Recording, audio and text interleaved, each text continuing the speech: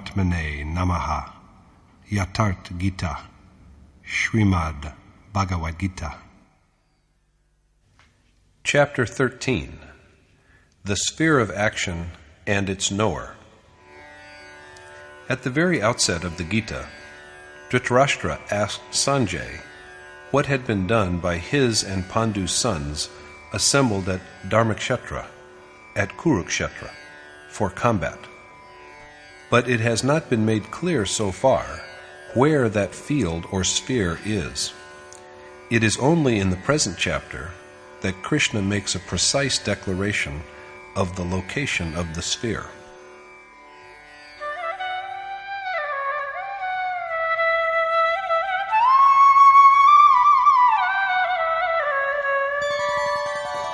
Idam shariram kaunteya kshetramityavidhiyate etadyo vettitam prahu kshetragya iti tadvidah. The Lord said, "This body is, O son of Kunti, Arjuna, a battlefield, kshetra, and the men who know it, kshetragya, are called wise because they have grown spiritually dexterous by perceiving its essence."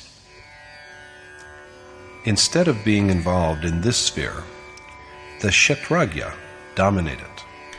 So it has been said by sages who knew and comprehended its reality. When the body is only one, how can there be two spheres, Dharmakshetra and Kurukshetra, within it? In truth, within the one body there exist two distinct primeval instincts. There is first the pious treasure of divinity that provides access to the Supreme Spirit who stands for the most sublime Dharma. On the other hand, there are the demoniacal impulses made up of impiety which lead a man to accept the mortal world as real. When there is abundance of divinity in the realm of the heart, the body is transmuted into a Dharmakshetra, or field of Dharma, but it degenerates into a Kurukshetra when it is dominated by devilish forces. This process of alternate rise and fall, of ascent and descent, operates at all times, but a decisive war commences between the two opposing impulses when an earnest devotee engages in the task of worship in association with a sage who has perceived reality. Gradually then, while the treasure of divinity grows, impious impulses are enfeebled and destroyed. The stage of God realization is reached only after the complete elimination of the ill-gotten hoard of unrighteousness. And even the utility of the treasure of divinity is dispensed with after the stage of perception, for it is also then subsumed in the revered God. In chapter 11, Arjuna saw after the Kaurav also the warriors of his own army plunging and vanishing into the mouth of the all-pervading God. Kshetragya is the character of the self after this final dissolution.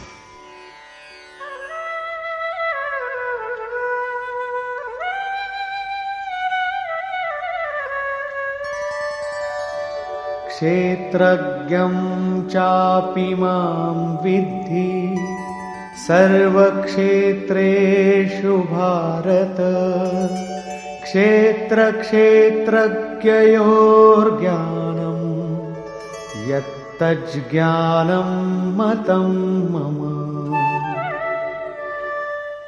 And be it known to you, O Bharat, Arjuna, that I am the all-knowing self, Kshetragya, in all spheres, and to me awareness of the reality of Kshetra and Kshetragya, of mutable nature and the self, is knowledge. The one who knows the reality of the sphere of the body is a Kshetragya. This is vouched for by sages who have known the essence of this sphere by direct experience. Now Krishna proclaims that he too is a Kshatragya. In other words, he too was a yogi, indeed a Yogeshwar, Lord of Yoga. Perception of the reality of Kshetra and Kshatragya, of nature with its contradictions, and the soul is knowledge. Knowledge is not mere dispute.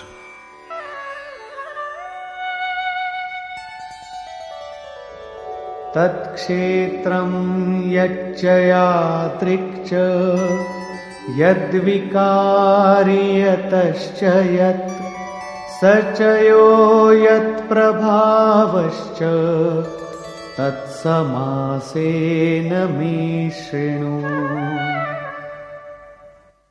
Listen to me briefly on the whence and what of that sphere and its variations and properties, as well as on the Kshatragya and his abilities. The sphere of action, of life and death, is changeable or mutable because it has evolved from some cause, whereas the Kshatragya is possessed of authority. It is not only Krishna who says this. Other sages have also said the same. Rishibhir bahudha geetam chandobhir vividhai prithak brahma sutra padaishchaiva hetu madbhir vinishchitai. This has also been said in various distinct ways by sages in different scriptural verses and well-reasoned, definitive aphorisms on the knowledge of the Supreme Spirit, Brahma Sutra. That is so, say the Vedanta, great sages, Brahma Sutra, and Krishna, all say the same thing. Krishna is therefore only saying what others have already said. Is the corporal body just what is visible of it? The question is taken up in the following verse.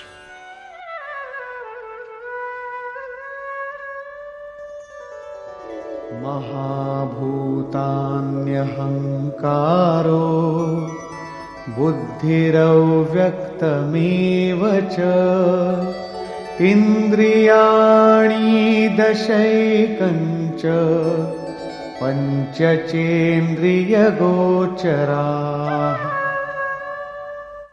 Ichhadveshah sukham dukkham sanghataschetana-dhriti etat kshetram samasena savikara-mudaritam.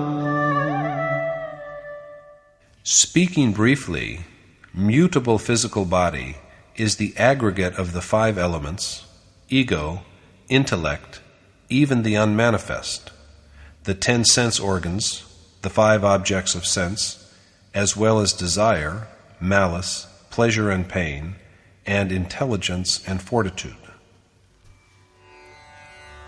Summarizing the constitution of the body, which is Kshetra, with all its variants, Krishna tells Arjuna that it is made up of the 5 great elements, earth, water, fire, ether and air, ego, intellect and soul, which, instead of being named, has been called the unmanifest metaphysical nature, and thus throws light upon primal nature with its 8 parts.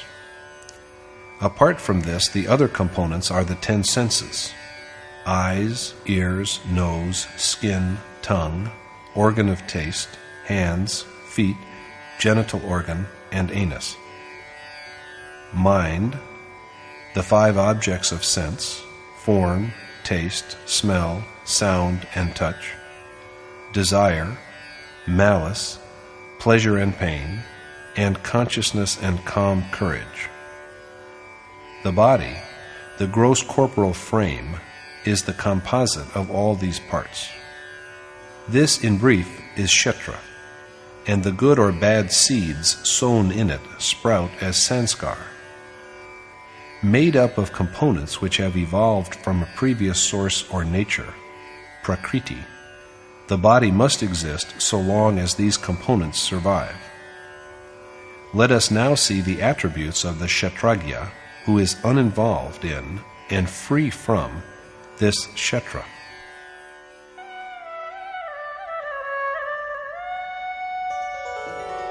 Amanitvamadambhitvam ahimsakshantirarjavam acharyopasanam shaucham स्थैर्यमात्म vinigraha. Absence of pride and arrogant conduct, disinclination to do injury to anyone, forgiveness, integrity of thought and speech, devoted service to the teacher, outward as well as inner purity, moral firmness, restraint of the body along with the mind and senses. These are only some of the attributes of the kshatragya. Indifference to honor and dishonor, freedom from vanity, and reluctance to hurt anyone, ahimsa. Ahimsa does not mean desisting from acts of physical violence. Krishna told Arjuna earlier that he ought not to degrade his soul. To lead the soul to degradation is true violence, hinsa, whereas to elevate it is non-violence, ahimsa. A man who is inclined to the amelioration of his own soul is also actively devoted to the well-being of other souls. It is true, though, that this virtue has its inception from not hurting others. The one is but a necessary concomitant of the other. So ahimsa, mercy, honest thought and speech, faithful service to and worship of the teacher, purity, firmness of mind and heart, and control of the body along with the mind and the senses, and Indriyartheshu vairagyam anahankara evacha janma mrityu jara vyadhi dukkha doshanudarshanam. Disinterest in pleasures of both the world and heaven, absence of ego, constant reflection over the maladies of birth, death, old age, sickness, and pain. Asaktiranabhishvangah putradara grihadishu nityancha samachittatvam ishtanishtopapatishu. Detachment from son, wife, home, and the like, freedom from infatuation, bearing with both the pleasant and the unpleasant with equanimity.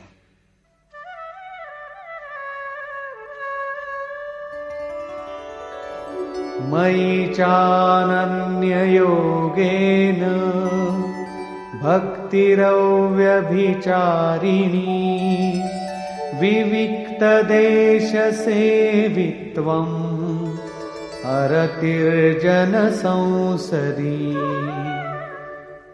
Unswerving devotion to me with a single-minded concern for yoga, fondness of living in sequestered places, distaste for human society. Fixing the mind firmly on Krishna, a yogeshwar, or on some sage like him, so that there is remembrance of nothing else except yoga and devout contemplation of nothing besides the desired goal.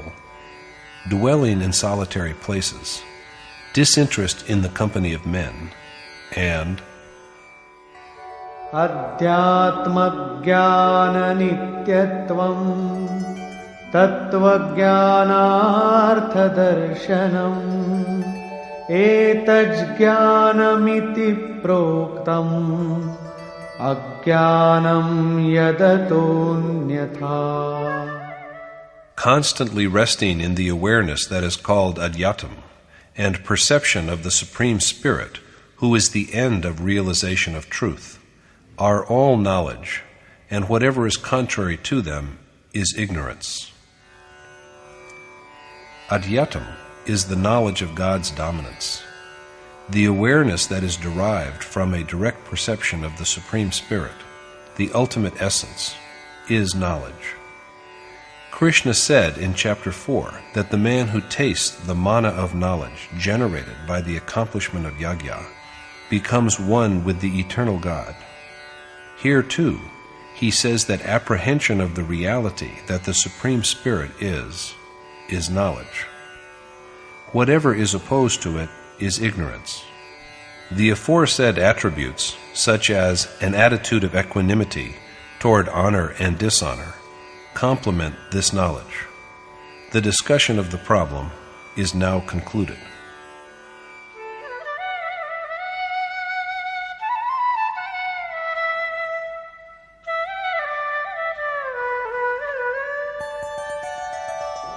Geyam yattat pravakshami yajñātvāmritamashnuté anādimat param brahma na sattanna saduchyate.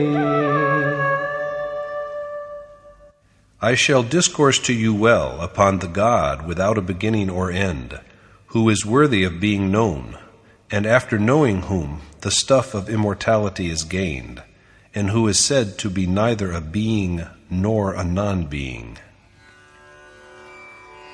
Krishna promises to enlighten Arjuna well on that which ought to be known, and after knowing which, the mortal man achieves the quality of deathlessness.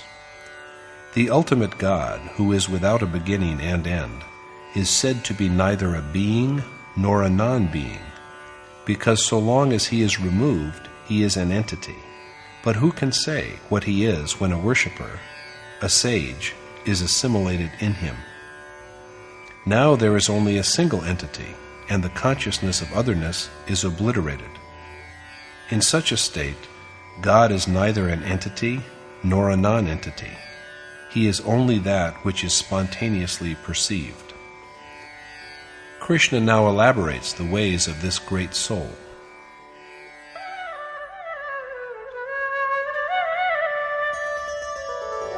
Sarvatah panipadam tat sarvatokshishiro mukham sarvatah shritimaloke sarvamavritya tishtati. He has hands and feet, eyes, heads, mouths, and ears on all sides, because he exists, pervading all in the world.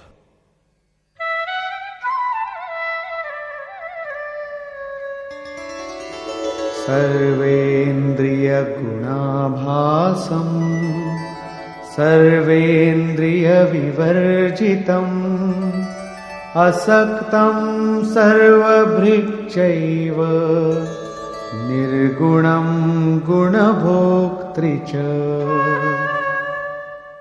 Knowing the objects of all senses, he is yet without senses. Unattached to and beyond the properties of nature, he is yet the sustainer of all, and he is also the one into whom all the properties merge. Devoid of senses, unattached, and beyond the properties of matter, he yet sustains all and is the enjoyer of all properties. As Krishna has said before, he is the enjoyer of all yajna and penances. All the three properties are thus dissolved in him at last.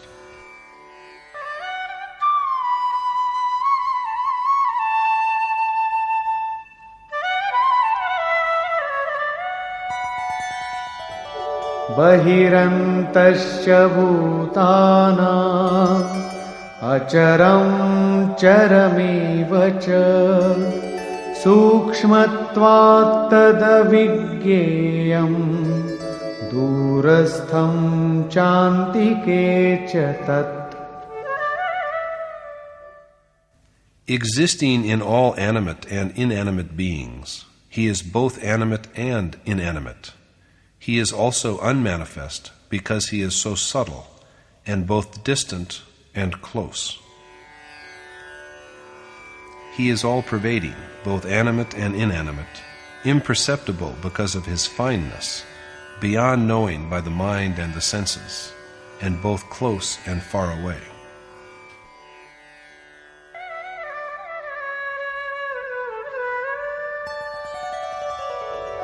Avibhaktan cha bhuteshu vibhaktamiva cha sthitam bhuta bhartri cha tajgeyam grasishnu prabha vishnu cha. The Supreme Spirit, who is worth knowing, and who appears to be different in different beings, although he is one and undivided, is the begetter, sustainer, and destroyer of all beings. Both external and inner phenomena have been indicated here. For instance, external birth and inner awakening, external sustenance and inner adherence to the beneficial yoga, external change of body and inner dissolution of all, that is, the disintegration of the causes that lead to the generation of beings, and, along with this dissolution, access to the identical God. These are all attributes of that Supreme Being.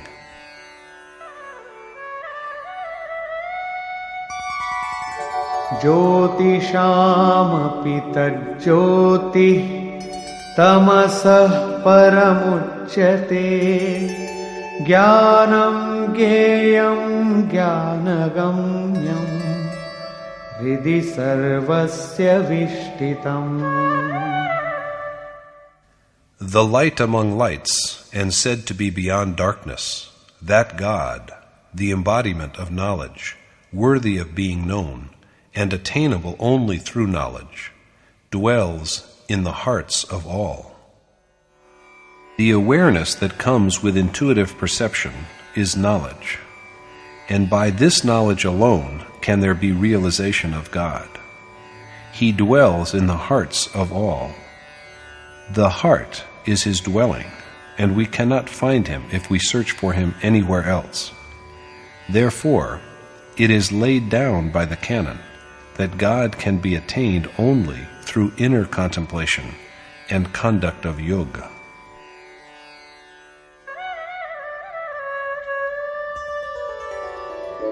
Iti kshetram tatha jnanam gyeyam choktam samasatah madbhakta etad vigyaya madbhavayopapadyate. Knowing the truth of what has been briefly said of Kshetra, knowledge, and of God, who ought to be known, my devotee attains to my state.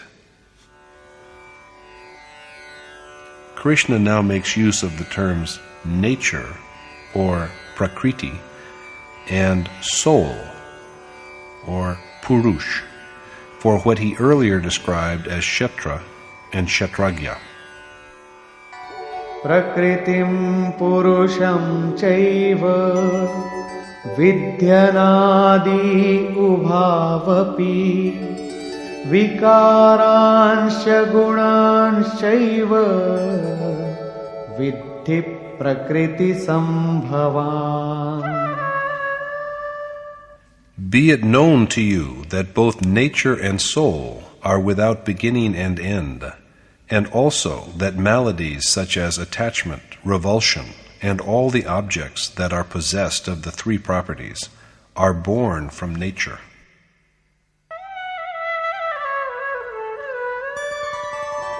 Karya karana kartritve hetu prakriti ruchyate purusha sukha dukkhana bhoktritve hetu ruchyate. Whereas nature is said to be the begetter of deed and doer, the soul is said to be begetter of the experience of pleasure and pain. Nature is said to generate deed and the agent by whom a deed is accomplished. Discrimination and renunciation are the doers of good, while passion and anger are the doers of evil deeds. On the contrary, the soul engenders feelings of pleasure and pain. Will man always continue to suffer, we may well ask, or will he also ever be rid of it?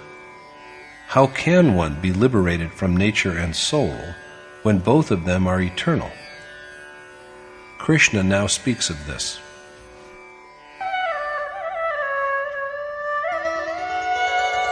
Purushah prakritistho hi bhungte prakritijam guna karanam guna sangosya sadasadyo nijanmasu. The nature-based soul experiences nature-born objects which are characterized by the three properties, and it is association with these properties that is the cause of his birth in higher or lower forms. That means that liberation from birth and death is to be had only after the cessation of the properties of nature which prompt them. Krishna then tells Arjuna how the soul dwells amidst nature.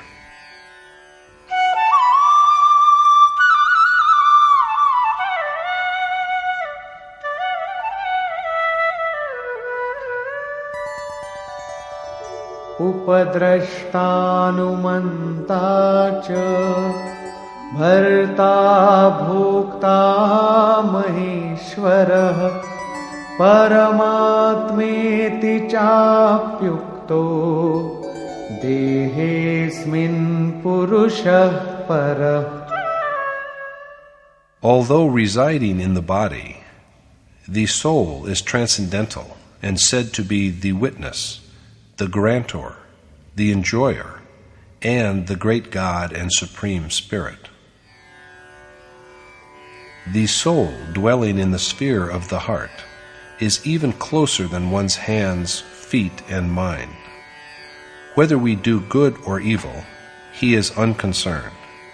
He just stands as a witness, an onlooker, upadrashta. When the right course of worship is taken, and the wayfarer rises a little higher, the approach of the witnessing soul changes, and he becomes the grantor, Anumanta. Now he begins to grant and confer intuitions. When the seeker is yet closer to the goal by further spiritual discipline, the soul begins to support and sustain, Bharta. Now he also provides the propitious yoga. Then he turns into the enjoyer, Bhokta, when the worship is even more refined. He accepts whatever yagya or penance is performed, and at the stage after this acceptance, he is transformed into the great God, Maheshwar. He is now master of nature, but since he is master of nature, it follows that nature yet abides in some part of him. At even a higher stage than this, after the soul is endowed with the attributes of the ultimate, he comes to be known as the Supreme Spirit.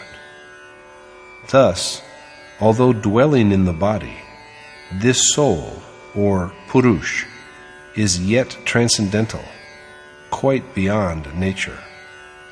The only difference is that whereas he is a witness at the beginning, by gradual ascent after touching the ultimate, he is transformed into the Supreme Spirit himself.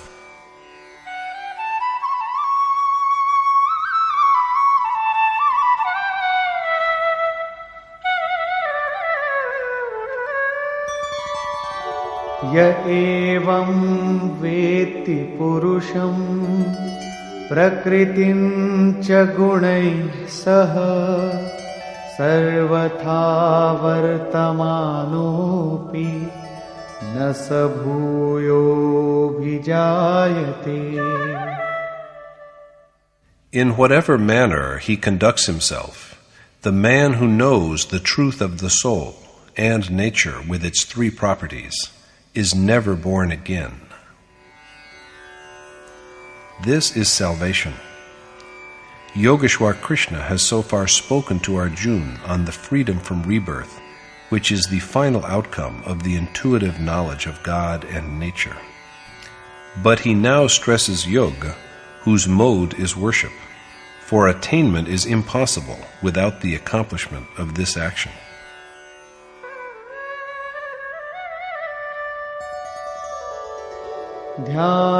ध्यानेनात्मनि पश्यन्ति केचिदात्मानमात्मना अन्ये सांख्येन योगेन कर्मयोगेन चापरे.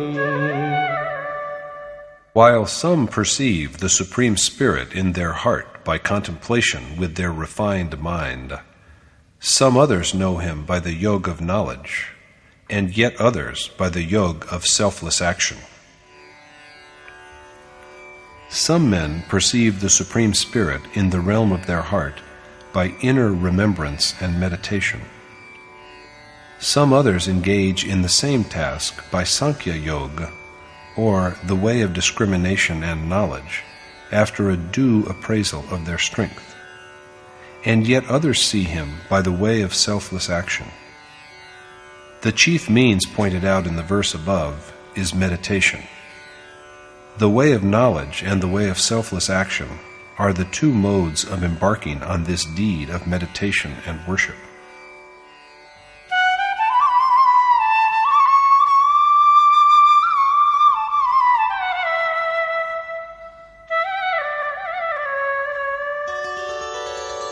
अन्ये त्वेवमजानन्तः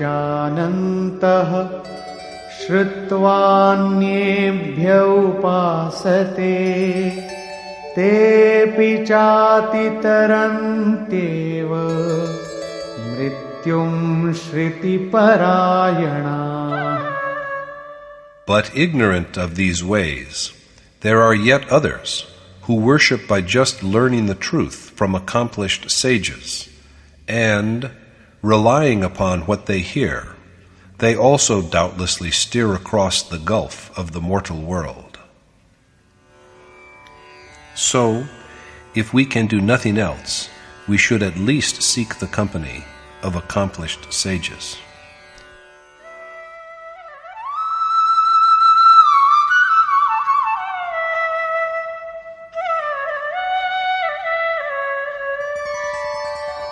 यावत् संजायते किञ्चित् सत्त्वं स्थावरजङ्गमम् क्षेत्रक्षेत्रज्ञसंयोगात् तद्विद्धि भरतर्षभ.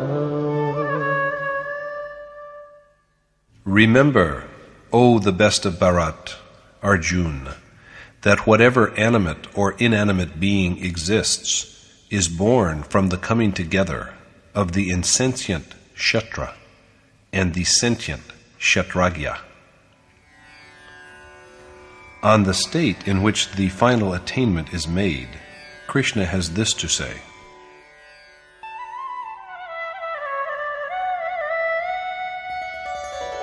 समं सर्वेषु भूतेषु तिष्ठन्तं परमेश्वरं विनश्यत्स्व विनश्यन्तं यः पश्यति स पश्यति. He alone knows the truth who steadily sees the imperishable God in all animate and inanimate beings that are destructible. That soul alone apprehends reality who has a steady perception of the immortal God in the animate and inanimate beings that are annihilated in their own special ways. In other words, he is of the state of the Supreme Spirit only after the characteristic destruction of that nature, never before it. The same idea was expressed in the 3rd verse in chapter 8, when Krishna pronounced that the destruction of that condition of beings which generates good or evil impressions, sanskar, is the culmination of action. Action is then complete. He means the same when he now declares that only he knows the truth who is steadily aware of the presence of eternal God in perishable, animate, and inanimate beings.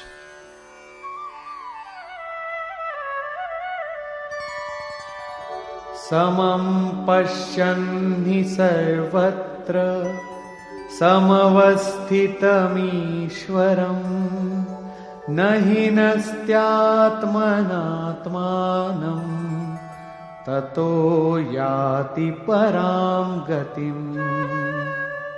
He achieves the supreme goal because, evenly perceiving the existence of the identical God in all beings, he does not himself degrade his self. He does not destroy himself because he constantly sees God as akin to his own self, so he attains to the final bliss of salvation. Now the qualities of the accomplished soul are pointed out.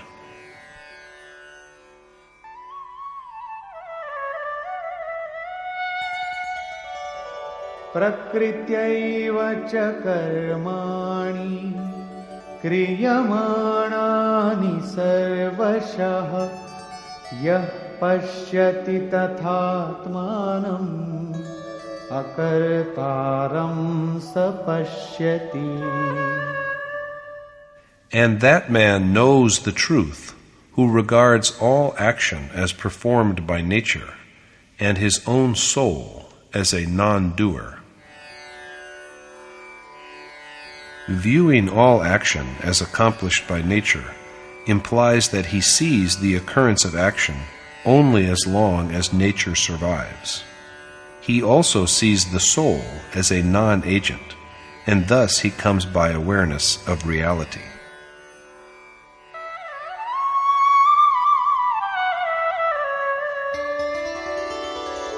Yada bhuta prithag bhavam ekasthamanu pashyati tataeva cha vistaram brahma sampadhyate tada.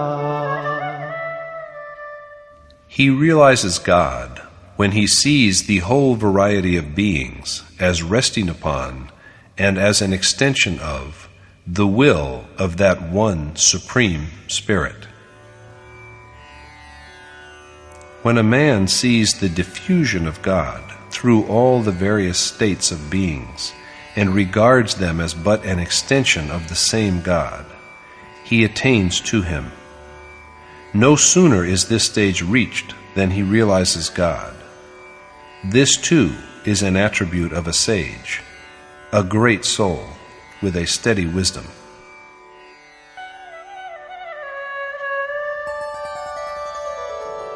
Anaditva nirgunatva paramatmayam avyayah sharirasthopi kaunteya na karoti na lipyate. Although embodied, the imperishable Supreme Spirit is neither a doer nor tainted, because, O son of Kunti, he is without beginning or end and transcending all properties. How it is so is illustrated in the following verse. Yatha sarvagatam saukshmyad akasham nopalipyate sarvatra avasthito dehe tathatmanopalipyate. As the all-extensive sky is unsullied because of its subtlety, even so the embodied soul is neither a doer nor tainted, because he is beyond all the properties. It is further said of him,